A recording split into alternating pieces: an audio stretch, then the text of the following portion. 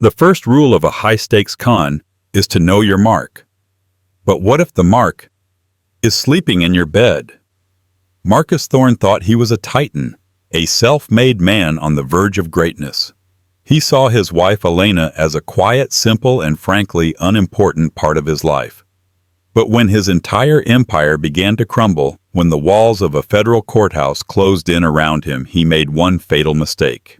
He directed all his rage, all his venom at the one person he should have feared the most. He yelled at his wife, not knowing she was the judge's daughter. Marcus Thorne lived his life by a simple mantra: you are either at the table or you are on the menu. In his mind, he wasn't just at the table, he was the table. He was the founder, CEO, and self-proclaimed visionary behind Innovatech Solutions, a company that promised to revolutionize supply chain logistics using a proprietary AI algorithm. He moved through the world with the frictionless arrogance of a man who believed he had invented the future. His suits were Tom Ford. His watch was a Patek Philippe, and his patience was non-existent. His wife, Elena Hayes, was not. To Marcus, Elena was an afterthought, a piece of comfortable beige furniture. He had met her 5 years prior at a low-key gallery opening. She was unassuming, working as a program coordinator for a children's literacy nonprofit. He'd been charmed by her quiet deference, her seeming lack of ambition. She was a soft place for his sharp edges, a blank canvas on which he could paint his own greatness. She listened, she nodded, she made his coffee. She was in his estimation simple, and he liked that. It made him feel bigger. But Innovatech Solutions was a house of cards, and a strong wind was blowing. The company was built on a lie. The proprietary algorithm wasn't his. He had stolen it wholesale from his former partner, a quiet, brilliant coder named David Miller. David, pushed out of the company with a token severance, had spent 2 years building a case. Now a federal lawsuit for intellectual property theft and wire fraud loomed. The pressure was mounting. The investors were getting twitchy. The company's accounts were under scrutiny. And Marcus, a man who never took responsibility for a single failure, was becoming a pressure cooker of rage. It was a Tuesday morning. The air in their sterile white-on-white penthouse apartment was thick with unspoken anxiety. Marcus was preparing for a preliminary injunction hearing. He was stomping through his cavernous walk-in closet, his face a mask of thunder. "Elena, where are they?" He bellowed, his voice echoing off the Italian marble. Elena appeared in the doorway, tying the belt of her simple cotton robe. She had been up since 5 a.m. coordinating a book drive. "Where are what, Marcus?" "My cufflinks, the silver ones. The Cartier ones. The only ones I wear for important meetings. Where are they?" Elena blinked. I think they're in your travel case. From the Chicago trip." "I already looked in the travel case," he snapped. He grabbed the monogrammed leather case and violently upended it onto the pristine white carpet. Pills, receipts, and a single lonely cufflink spilled out. "See one, where's the other one? Do you understand what's happening today? Do you have any concept?" "I'm sure it's here, Marcus. Let me look." She knelt, her hands calmly sifting through the mess. "Don't bother," he sneered, kicking a stray tie out of his way. "You're useless. You probably lost it, just like you lose track of everything. My dry cleaning, the dinner reservations. You can't even manage the one thing you're supposed to do, which is keep this house in order." "I have a job, Marcus," she said softly, her eyes fixed on the carpet. He laughed. A short, barking, cruel sound. "A job? You mean your little hobby, your charity? You think that's work? I'm out here, Elena, building an empire. I'm fighting for our lives, for this apartment, for the clothes on your back. And you're playing patty cake with books. You have no idea what real pressure is. You know nothing about stakes or ambition, or what it takes to win." He found the other cufflink under his shoe rack. He snatched it up. "Today," he said, getting in her face, his voice dropping to a venomous whisper, "I am going to court to fight off sharks, men who would eat you alive. And I have to do it alone because my own wife can't even keep a pair of cufflinks together." He straightened his tie, looking at his reflection in the mirror, not at the woman still kneeling on the floor. "You're lucky you have me, Elena," he said, adjusting his collar. "Because without me, let's be honest, you'd be nothing." He turned and walked out.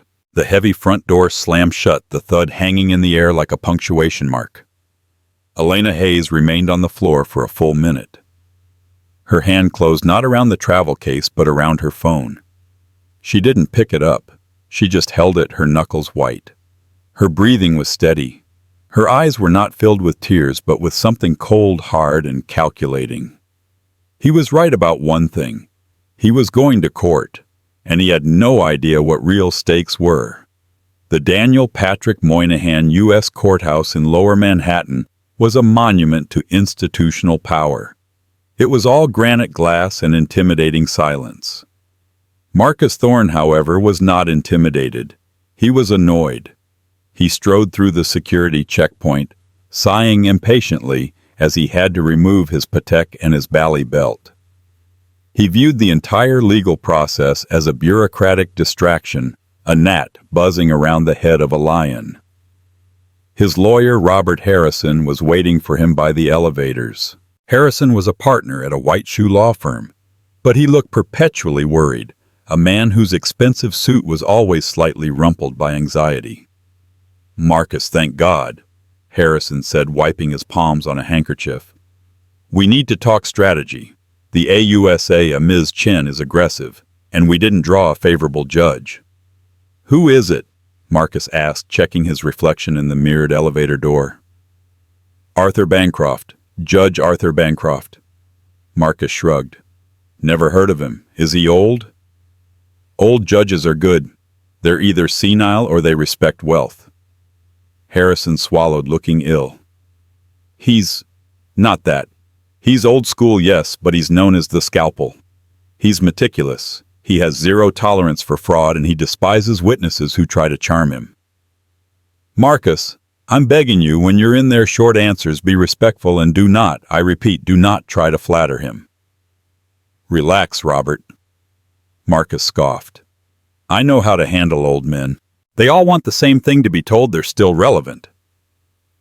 The elevator doors opened to the 23rd floor. The hallway was hushed, smelling of old paper and floor wax.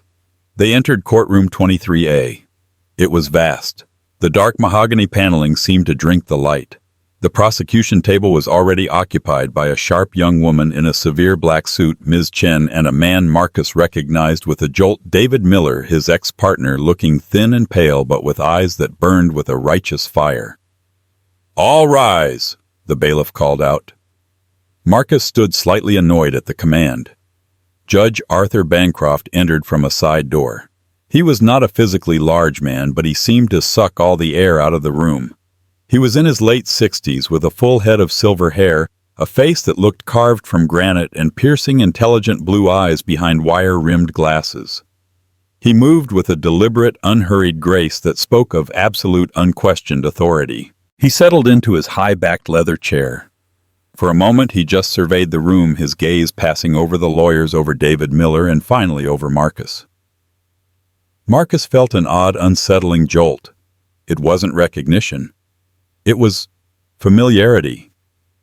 Had he seen him at a gala, a fundraiser? The judge's eyes lingered on him, and Marcus, true to form, gave a small, confident nod as if greeting an equal. The judge's expression did not change. He turned to his papers. Case 125, CV 0914, Miller v. Thorne, and Innovatech Solutions. The judge's voice filled the room.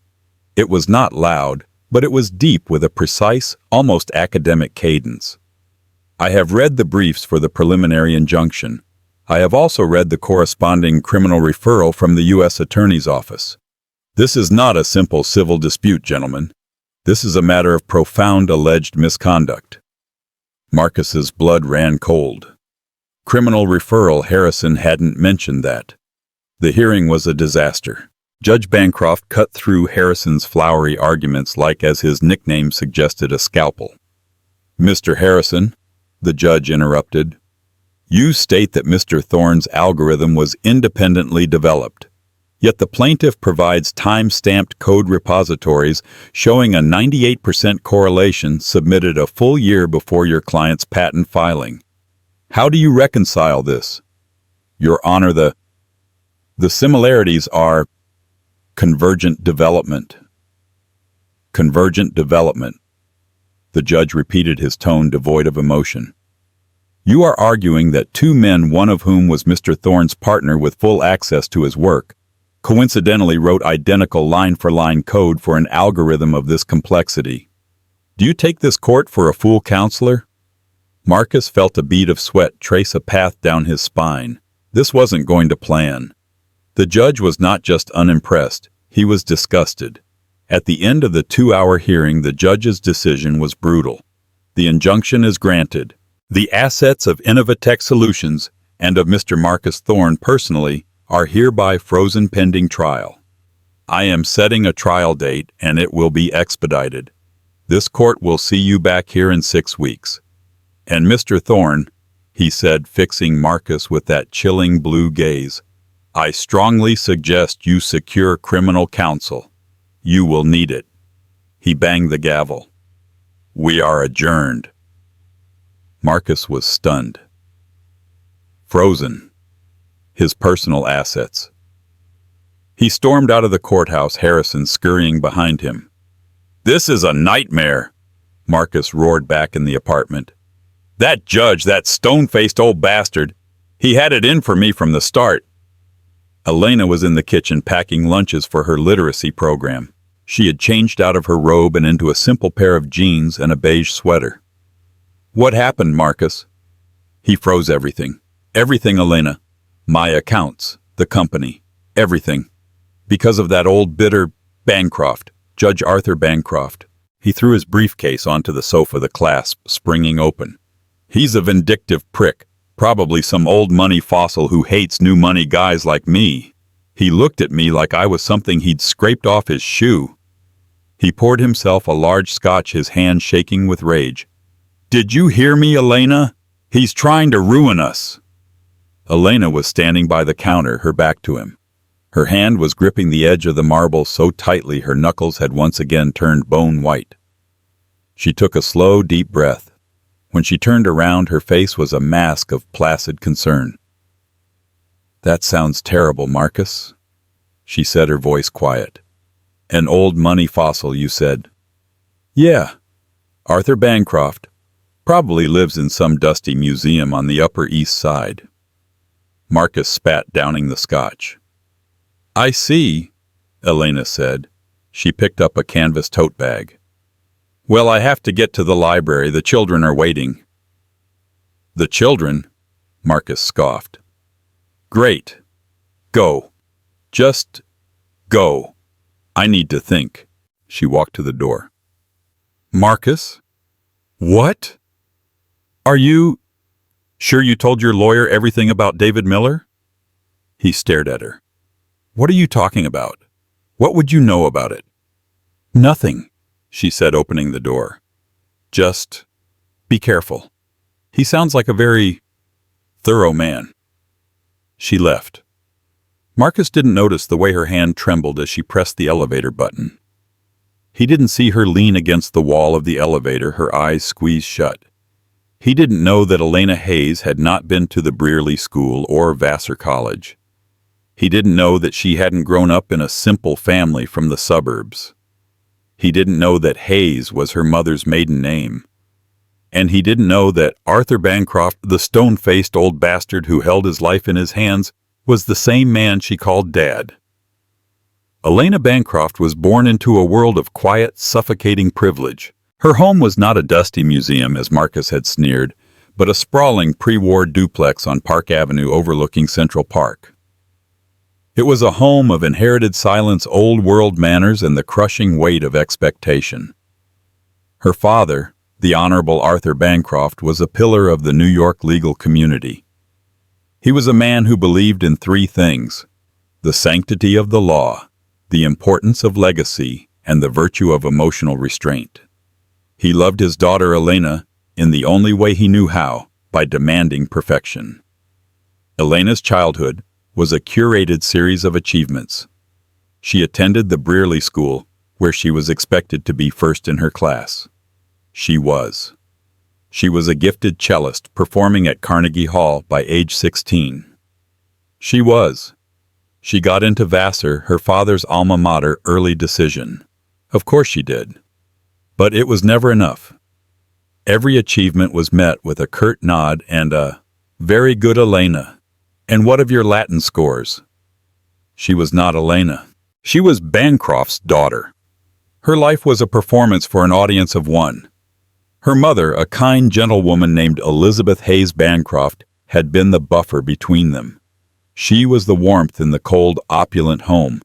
But she died of cancer when Elena was 19, and with her died the last vestiges of softness in the Bancroft household.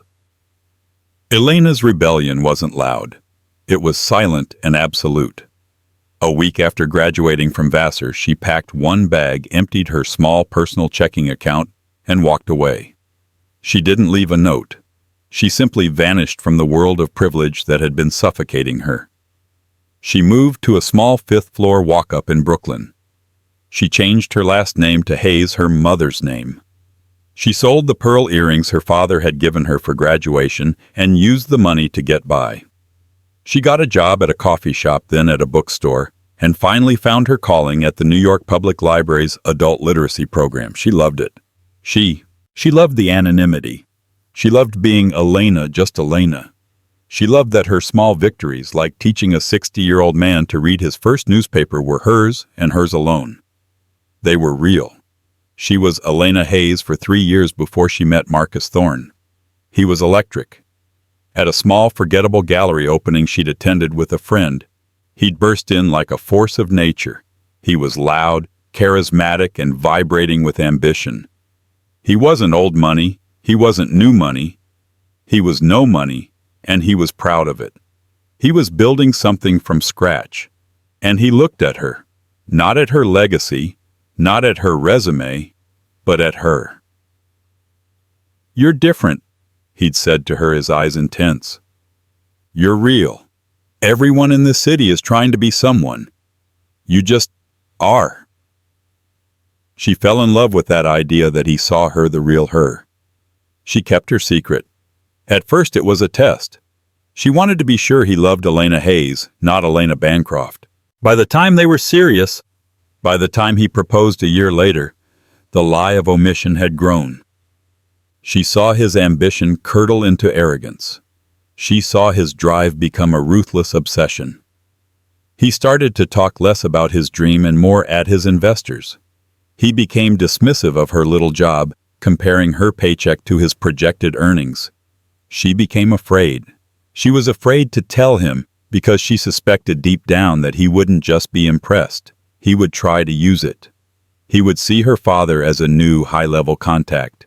He would try to leverage the Bancroft name, and more painfully, she was ashamed. She was ashamed to tell her father, a man whose entire life was a testament to integrity, that the man she had married was becoming a hollow, cruel braggart. So she stayed quiet.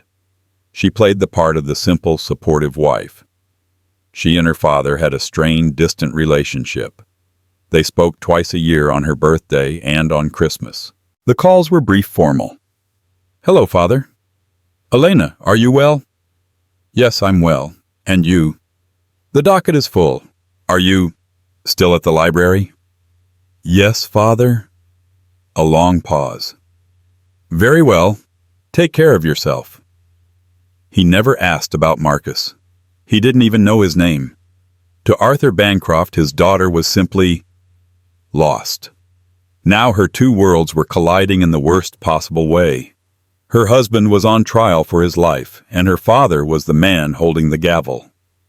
When Marcus had come home spitting venom about Judge Arthur Bancroft, Elena had felt a terrifying icy calm settle over her.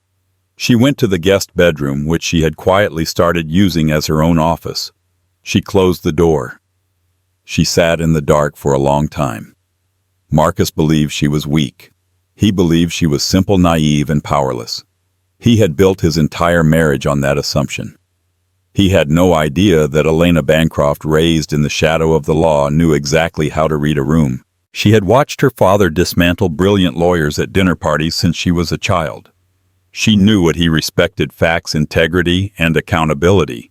And she knew what he loathed: liars, braggarts, and bullies. Marcus wasn't just on trial for fraud.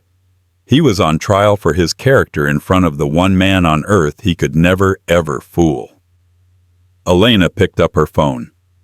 She scrolled to a contact she rarely used: A. Bancroft. She typed a text, her fingers steady. "Father, we need to talk. It's about a man on your docket. Marcus Thorne." She stared at the message, her thumb hovering over the send button. This was it. This was the moment she stepped out of the shadows. If she sent this, she was no longer Elena Hayes, the simple wife. She was Elena Bancroft, a player in the game. Her phone buzzed in her hand. A new text from Marcus. "Where's my good whiskey, the 25-year-old? This day is a joke. Harrison is an idiot. I'm going to have to save myself." Elena looked at his text, then at hers. She deleted her message to her father. Not yet. If Marcus was going to save himself, she would let him try. He had called her useless. He had told her she'd be nothing without him. "We'll see," she whispered to the empty room. "We'll see who's nothing." The next 6 weeks were a slow-motion descent into hell. The asset freeze was absolute. The Tom Ford suits were replaced by older, less impressive ones from the back of his closet. The Patek was sold to cover legal fees. He'd told Elena, though, he'd actually used it to pay off a gambling marker. The penthouse was in pre-foreclosure. Marcus was a caged animal. He swung between manic episodes of brilliant legal strategy and black cloud rages, and the target was always Elena. He blamed her for everything. The apartment was too cold. The coffee was too bitter. The sound of her breathing was annoying. He mocked her useless job, even as it was her small, steady paycheck that was buying their groceries. Elena, for her part, had changed. She was no longer just quiet. She was still. She absorbed his tirades with a chilling passivity. She would just look at him, her eyes clear and unreadable, and say, "I'm sorry you feel that way, Marcus." This placid non-reaction drove him into a frenzy. He needed her to cry, to yell, to break. It would confirm his power, but she wouldn't. The breaking point came not at home but in public. It was the annual City of Readers Literacy Gala, the one event Elena's nonprofit held every year. She had been on the planning committee for months. In previous years, Marcus had attended grudgingly, using it as a networking opportunity, projecting his success. This year, he refused to go. "A gala," he'd laughed bitterly. "In a rented-out library with a bunch of pasty-faced librarians and do-gooders, I'd rather be audited. I have real work to do, Elena. I'm trying to save us." "It's important to me, Marcus," she said, her voice even. "And it's my event. I need to be there." "Fine. Go. Play pretend. Just don't expect me to applaud." Elena went alone. She wore a simple, elegant black dress she'd owned for years. She mingled with her colleagues, with donors, with the people she had helped. For a few hours, she wasn't Marcus Thorne's punching bag. She was Elena Hayes, the respected and beloved program director. She was happy. The event was winding down. Elena was thanking the last of the donors near the coat check in the New York Public Library's main Astor Hall. The great marble doors burst open. Marcus stood there, silhouetted against the rainy night. He was disheveled. His hair was wet. His shirt was untucked, and he reeked of expensive whiskey. "Elena!" he bellowed, his voice echoing in the cavernous, near-empty hall. Elena froze. Her colleagues, Dr. Aris, the library director, and Miss Bellows, a major donor, turned to look. "Marcus," Elena said, her voice low, mortified. "What are you doing here? I thought you were working." "Oh, I was working," he said, stalking toward her. His laugh was ragged. "I was working on our finances, since you clearly don't give a damn." "Marcus, please, this isn't the time." "It is the time," he shouted. He was in her face now.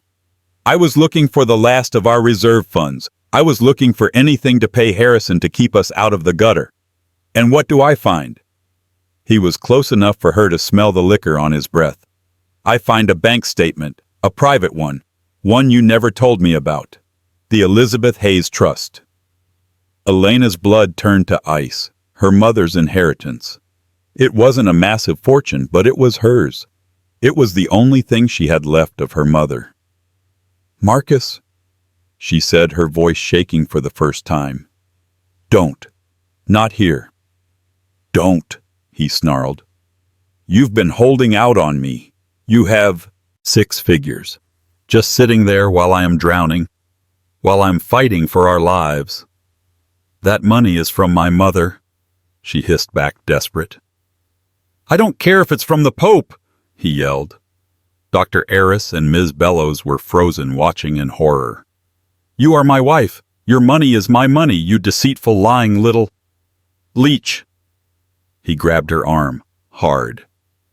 "You've been sitting there watching me suffer, watching me sell my watch, watching me lose everything. And you had this?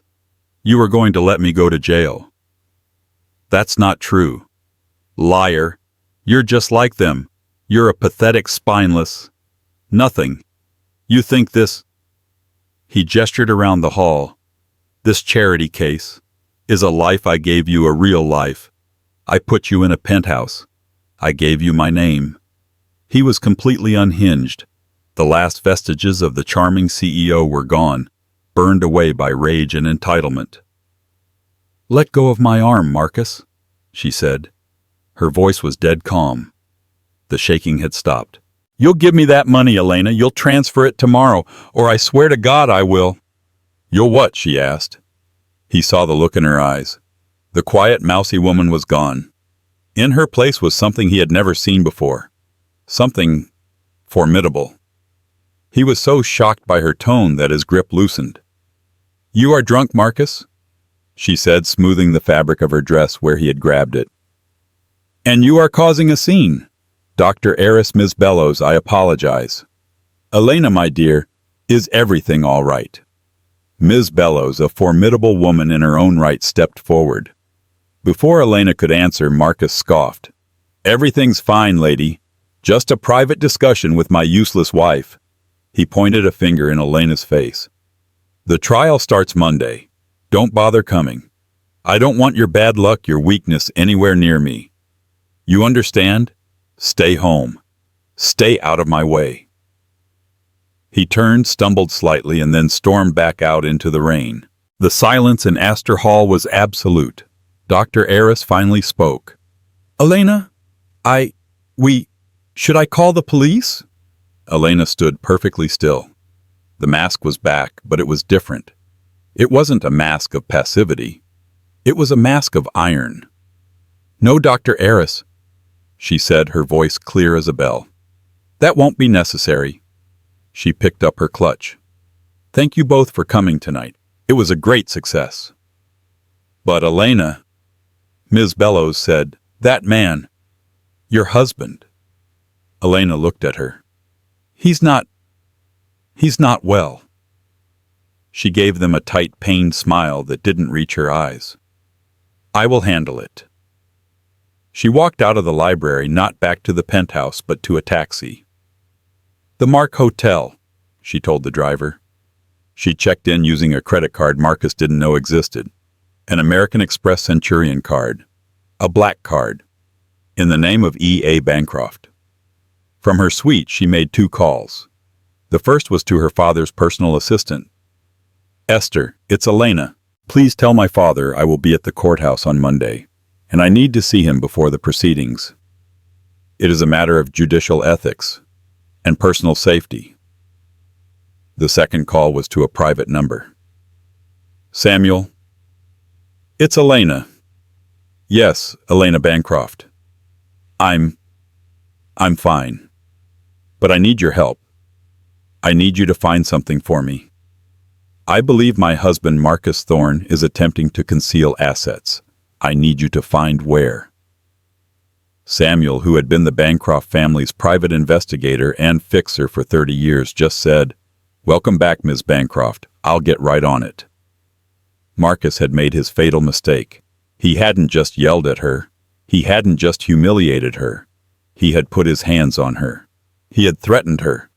And he had finally broken the last thread of loyalty that held Elena Hayes together. Now he would have to deal with Elena Bancroft. When Monday came, Marcus felt a strange surge of adrenaline. His back was against the wall. His assets were gone, and his wife had thankfully disappeared. He'd woken up in the penthouse to find her side of the closet completely empty. Her simple clothes, her books, her lavender-scented soaps, all gone. He felt a pang not of remorse but of annoyance. Her leaving just made him look bad. But it was also a relief. No more of her disappointed looks. No more of her quiet, judgmental presence. He put on his last good suit, the Navy Xenia, and went to court. He was going to perform the role of his life, the misunderstood visionary, the victim of a jealous partner. The courtroom was fuller this time. Reporters, other lawyers, and in the front row, David Miller, his face grim. All rise. Judge Arthur Bancroft entered. He looked, if possible, even more severe than before. His eyes scanned the room, and Marcus felt that same cold jolt. The judge's gaze rested on him, and Marcus thought he saw a flicker of something, contempt. No, it was more personal than that. It was a cold, deep, and utterly unflinching disgust. The trial began. Ms. Chen, the AUSA, was a shark. She was not just aggressive, she was precise. She didn't rely on theatrics. She relied on a mountain of irrefutable evidence. She called David Miller to the stand. David, quiet and nervous at first, detailed their partnership. How they'd met at a TechCrunch hackathon. How Marcus was the ideas guy, and he was the coder. How Marcus had promised him a 50-50 split. And what happened to that 50-50 split, Mr. Miller? Ms. Chen asked. It never materialized, David said, his voice gaining strength. Marcus formed Innovatech Solutions while I was in the hospital. My appendix ruptured. I was out for 3 weeks. When I got back, he'd registered the company, filed the patents in his name only, and locked me out of the servers. What did he offer you? He said the dynamic had changed. He offered me a one-time consulting fee of $20,000, and he made me sign a non-disclosure agreement. But you had built the entire platform, had you not? Yes, every line of code. Ms. Chen then produced the emails. Emails from Marcus to his initial investors bragging about how he'd cut the dead weight and streamlined the intellectual property. Next, she called a forensic accountant. The accountant walked the jury through a labyrinth of shell corporations and transfers, showing how Marcus had been siphoning money from Innovatech for personal expenses, the Patek, the lease on his Maserati, the down payment on the penthouse. Marcus was sweating. This was bad. Harrison's cross-examinations were weak, easily shut down by Ms. Chen's objections, which Judge Bancroft sustained. Every single time. Sustained. Sustained. Mr. Harrison, that line of questioning is irrelevant. Move on. The judge was running the trial with brutal efficiency. He was impartial, but his impartiality was acidic. He tolerated no fluff, no spin. Marcus looked at the jury. They weren't buying his charming visionary act. They were looking at him like he was a common thief. The day ended. Harrison cornered him in the hallway. Marcus, we are getting slaughtered. Harrison hissed, his face pale. They have you dead to rights on the fraud. The jury hates you. Our only play here is to plead guilty and beg for mercy. Throw yourself on the mercy of the court. Mercy, Marcus spat. From him, Bancroft. He hates me. Didn't you see him? He's been staring at me all day. He's the judge, Marcus. He's supposed to stare at you. You have no other move. You need to get up there tomorrow. You need to apologize. You need to show remorse. You need to talk about the pressure you were under. Maybe mention your wife. Humanize yourself. Tell them you're a family man, that you're worried about her. My wife left me, Marcus said flatly. Harrison looked like he was going to be sick. What, when? This morning, took all her ugly beige clothes and disappeared. Oh my God, Harrison breathed, running a hand through his thinning hair. This is a catastrophe. No, Marcus said, a dangerous, deluded gleam in his eye. It's an opportunity. He thinks I'm a monster. I'll show him a man. I'll give a speech. Not to the jury, but to him. Man to man. I'll make him understand. I'll make him respect me. Marcus, no, Harrison pleaded. That is the worst possible. It's my life, Robert. I'm not begging. I'm fighting. Marcus straightened his Zegna jacket. He was cornered, but his colossal ego wouldn't let him see it. He truly believed that he could talk his way out of this. He could handle the old man. He spent that night alone in the vast empty penthouse, drinking the last of his good whiskey and rehearsing his speech. It was a masterpiece of self-pity, a symphony of blame-shifting, all wrapped in a thin veneer of accountability. He would blame David Miller for not keeping up. He would blame the market for demanding results. He would blame his investors for unbearable pressure. And he would, as a final touch, blame his wife's simplicity for making him feel utterly alone in his struggles. It was, he thought, the most brilliant speech of his life. It would be his ruin. The next morning, the courtroom was tense. This was the day. The prosecution and defense had rested. All that was left were closing arguments, and if he chose a statement from the defendant before sentencing. Marcus had waived closing arguments against Harrison's tearful advice. He wanted to speak. Mr. Thorne, Judge Bancroft said, his voice a low rumble. You have waived your right to a closing statement from your counsel. The jury has delivered a verdict of guilty on all counts. Before this court proceeds to sentencing, do you wish to make a statement? I do, Your Honor, Marcus said. He stood buttoning his jacket. He walked with a confidence he did not feel to the defense podium. He took a deep breath. He looked at the jury, and then he locked eyes with Judge Bancroft. Your Honor, members of the jury, he began, his voice smooth and practiced. I stand here today a broken man, not broken by this verdict, but by the weight of ambition. Did I cut corners? Yes, I did. But why not for greed, but for vision? He went on for 10 minutes. He painted himself as a tragic hero, an Icarus who flew too close to the sun. He talked about the 100-hour work weeks, the immense pressure from investors, the betrayal of partners who didn't share his drive. And I did it alone, he said, his voice cracking with feigned emotion. I came home every night to a life that didn't understand, to a marriage, to a good woman, a simple woman, but one who had no concept of what it meant to build something from nothing. He was warming up. He was getting to the big finish.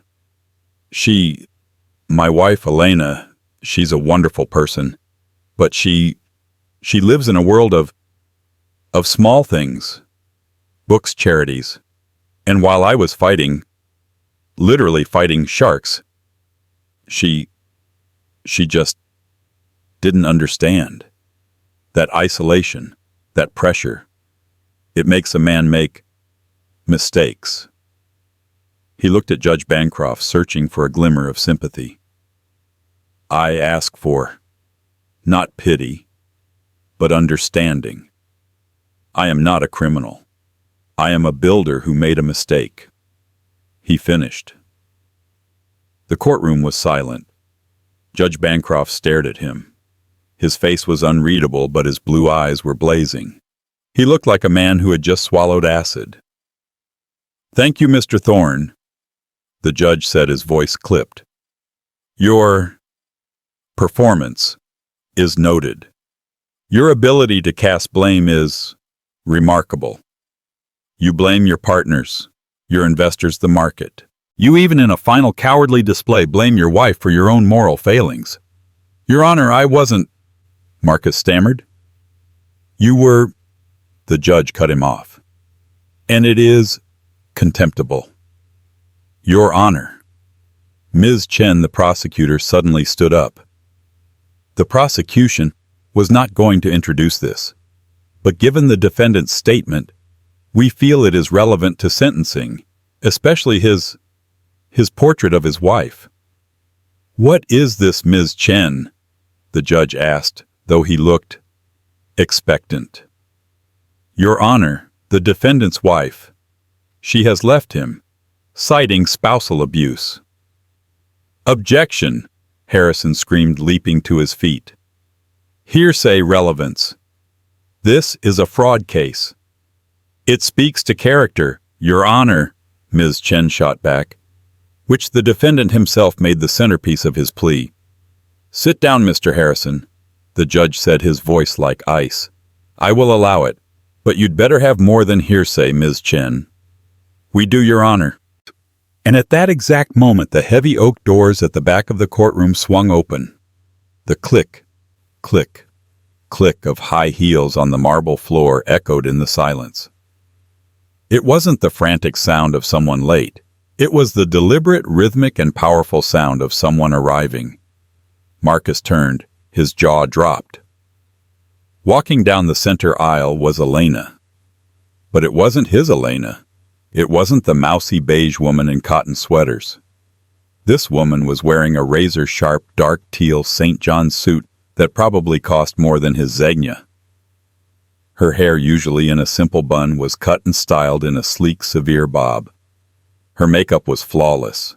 She walked with a poise and confidence he had never seen, radiating an aura of cold, terrifying power. Elena, Marcus whispered, confused. What are you doing? You look. Who bought you that? She didn't look at him. She didn't sit in the gallery. She walked past the bar that separated the public from the court. Robert Harrison looked like he was having an aneurysm. Ms. Hayes, you can't be back here. Elena didn't stop until she was standing next to Ms. Chen. She placed a thin, black leather portfolio on the prosecution table.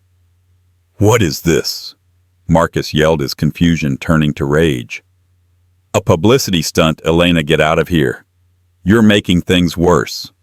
Judge Bancroft's face had not changed. He simply watched the woman. Mr. Thorne, the judge said, his voice dangerously quiet. You will be silent, or I will have you held in contempt. But that's my wife, Marcus shrieked. No, Mr. Thorne, the judge said. She is not. He looked at the woman, and his expression for the first time softened. Not with warmth, but with a profound, weary, and dark anger. You will address this individual, Judge Bancroft said, his voice resonating with absolute authority, as Ms. Bancroft. The silence that followed was not silence. It was a vacuum. Every ounce of air left the room. Robert Harrison collapsed into his chair, his mouth open. Ms. Chen looked grimly satisfied. Marcus's brain simply stopped. Bancroft? He stammered. He looked at Elena. He looked at the judge. At Elena. At the judge. The same silver blue eyes. The same carved, determined jawline. No, Marcus whispered. No, no, no, no.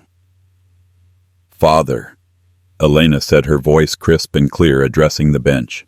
I apologize for my intrusion.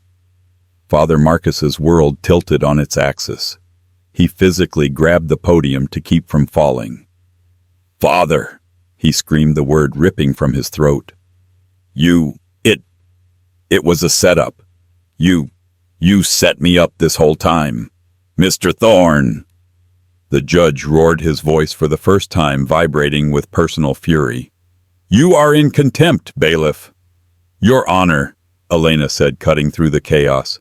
I am not here as your daughter. I am here as a witness to the defendant's character and as a provider of new evidence. New evidence? Harrison croaked, wiping his face. The defendant, Elena said, her voice icy, has spent his time on the stand painting himself as a desperate man alone, worried for his family. He has painted me as a simple woman unaware of his struggles. She tapped the leather portfolio. In this portfolio you will find two things. First, the police report I filed 2 nights ago after the defendant publicly assaulted me at a charity gala, and transcripts of over 40 voicemails he has left me since threatening to ruin me for leaving him. Marcus's blood evaporated. Second, she continued, you will find documents provided by a private investigator. While Mr. Thorne was claiming poverty to this court, selling his watch and blaming me for hiding my mother's money, he was actively transferring over $1.5 million in stolen investor funds from a proxy account to a new secret offshore account in the Cayman Islands. An account in his name only. She looked for the first time directly at Marcus. Her eyes were not sad. They were not angry. They were empty.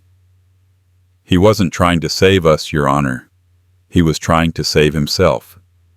He was planning to flee the country. Without me. The portfolio was handed to the judge. He opened it. He read the top page. His face became a mask of stone. Mr. Thorne, the judge said, his voice so cold it burned. You have not only defrauded your partners, you have committed a monstrous fraud upon this court, and upon your wife. Marcus was broken. He was finished. He wasn't just a fraud, he was a fool. A fool who had yelled at, humiliated, and assaulted the one person in the world he should have feared. You, he whimpered, pointing at Elena. You were Elena Bancroft. All this time my simple Elena. Elena just looked at him. You always said I'd be nothing without you, Marcus, she said, her voice just loud enough for him to hear. I suppose. We're about to find out. The courtroom was in chaos. Reporters were scrambling. The jury was ushered out. Marcus was hyperventilating, his carefully constructed world demolished in under 3 minutes. A lie! He suddenly screamed, lunging toward Elena. It's all a lie! She's a vindictive! The bailiff, a large man who had seen it all, caught him in a bear hug, restraining him. Order! Judge Bancroft slammed the gavel, the sound like a gunshot. Order in this court, Mr. Thorne. You will be restrained. Marcus, pinned by the bailiff, was a mess of tears and spittle. He was no longer the CEO, the Titan. He was just a pathetic, terrified man who had been outplayed. Elena, please tell him it's a lie. Tell him you love me. We can fix this. I'll give you the money. I'll give you all of it. Elena looked at him, her gaze unwavering. There is no us, Marcus. There is only you and the consequences of your actions. Judge Bancroft, his face ashen but his voice steady, looked at the AUSA. Ms. Chen, this new evidence. This is a matter for your office. It suggests not just perjury and concealment of assets, but obstruction of justice. Yes, Your Honor, Ms. Chen said, taking the portfolio from the judge. We will be filing new charges immediately. This is a conflict of interest, Robert Harrison suddenly shouted, finding his voice. Your Honor, you are her father. You cannot preside over this. I demand a mistrial. You have to recuse yourself. Judge Bancroft looked down at Harrison. Mr. Harrison, your client was found guilty by a jury of his peers before Ms. Bancroft ever entered this courtroom. The verdict stands. He paused, his eyes finding Marcus, who was now weeping, held up by the bailiff. However, the judge continued, you are correct. My personal connection makes it impossible for me to be the one to sentence him. This court will be in recess. I will assign sentencing to another judge. He stood up. He looked exhausted. But let the record show, he said, his voice echoing in the stunned silence, that in 30 years on this bench I have never seen a defendant display such a profound, malignant, and cowardly sickness of character. He looked at Marcus Thorne one last time. You are a hollow man, Mr. Thorne, and you will be treated as such. He slammed the gavel. We are adjourned. Judge Bancroft swept off the bench, not through his usual door, but through a side door into the public hallway. Marcus was dragged away by the bailiff, his protests dissolving into incoherent sobs. She ruined me. She ruined me. Elena Bancroft stood alone at the prosecution table. The room slowly cleared. Ms. Chen gave her a respectful nod. Ms. Bancroft, thank you. Elena nodded back. Do your job, Ms. Chen. She turned and walked not with the frantic energy of escape, but with the calm, measured pace of release. She walked out of the courtroom into the great marble hall. Her father was waiting for her by the elevators. They stood in silence for a moment, the chasm of 5 years of estrangement between them. You, Arthur Bancroft said, his voice rough, you lived with that animal for 5 years. I was ashamed, Father. Elena whispered, the iron mask finally cracking. I was ashamed to tell you I'd made such a mistake. He hurt you, Arthur said. It wasn't a question. He had read the police report. He did, she said. The judge looked at his daughter. He saw the strength that had been forged in the fire of her terrible marriage. He saw the intelligence he had always demanded now sharpened into a weapon. She had not come crying to him for rescue. She had come with evidence. She had come as a Bancroft. He didn't hug her. He wasn't that kind of man. Instead, he did something else. He reached out his hand, trembling slightly, and gently brushed a stray hair from her face. It was a gesture of such uncharacteristic tenderness that it brought tears to Elena's eyes. You are, he said, his voice thick, your mother's daughter. So strong. He cleared his throat. But you have my sense of justice. He offered her his arm. Let's go home, Elena. She took his arm. As they walked toward the exit, a man in a black suit who had been waiting patiently by the security checkpoint stepped forward. It was Samuel, the family's driver and fixer for 30 years. He opened the door of a black Mercedes S-Class. It's good to have you back, Ms. Bancroft, Samuel said, his face kind. Elena paused. She looked back at the courthouse, the granite monument where Marcus Thorne's life had just ended. He would be sentenced by another judge, but it didn't matter. With the new charges, he would be in prison for decades. She got into the car. The door closed with a solid, satisfying thunk. As the car pulled away from the curb, blending into the flow of New York traffic, Elena Hayes, the simple, mousy, and useless wife, was gone forever. Elena Bancroft, the judge's daughter, just looked straight ahead, ready for her new life. And that's the moment Marcus Thorne's entire world ended, not at the hands of a jury, but at the hands of the wife he so dangerously underestimated. He made the fatal mistake of believing that a quiet woman was a weak one, never realizing he wasn't just married to Elena. He was married to a Bancroft. This story is a powerful reminder that the people we dismiss, the ones we bully and belittle, are often the ones holding the cards. The ones with the deepest secrets and the most strength. What did you think of Elena's ultimate move? Was it cold-blooded justice or a long overdue reckoning?